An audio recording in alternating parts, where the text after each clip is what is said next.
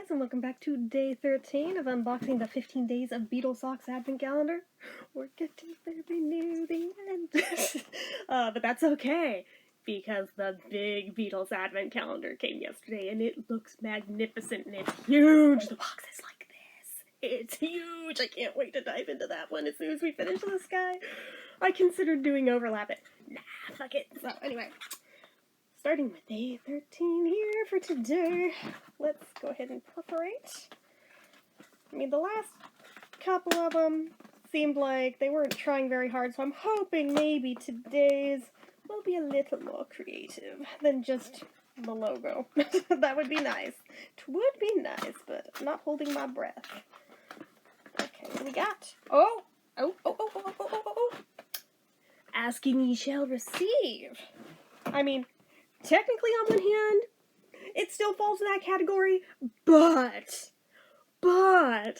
it's Ringo's Magical Mystery Tour drum logo, or the drum head, or whatever you call it. Oh my god, that's cool! Oh, that's friggin' cool!